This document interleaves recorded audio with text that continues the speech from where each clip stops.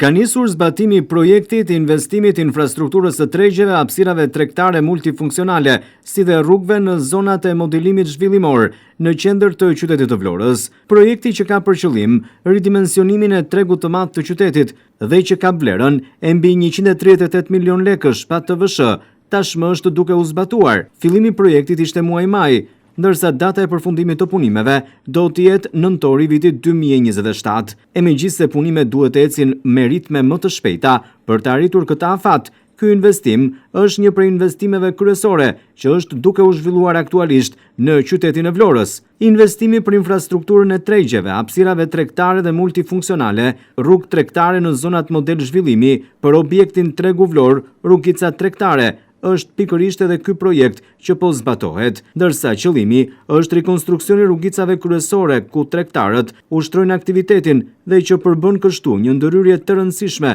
të këtij projekti tepër të rëndësishëm, duke synuar transformimin e të gjitha hapësirave moderne, funksionale dhe tërheqëse për qytetarët dhe bizneset. Ndërhyrja përfshin sistemimin e shtresave rrugore dhe trotuarve, përmirësimin e infrastrukturës nën-toksore dhe vendosin elementëve të rinj urban, të cilat do të rrisin komoditetin dhe sigurinë e përdoruesve. Një element kryesor I kësaj zone është krijimi I korridoreve të mbuluara tregtare me struktura moderne që ofrojnë mbrojtjen nga dielli dhe kushtet atmosferike, duke krijuar një eksperiencë më komode dhe dinjitoze për lëvizjen dhe aktivitetin tregtar gjatë gjithë ditës. Përmes ndriçimit urban, gjelbërimit dhe organizimit të hapësirave publike, zona synon të kthehet në një qendër të gjallë urbane që kombinon funksionalitetin modern me identitetin tradicional të tregut të Vlorës. Në fakt, Vlorës I ka munguar një treg I tillë, ndërsa tashmë, në përfundim të tij, vitin e ardhshëm,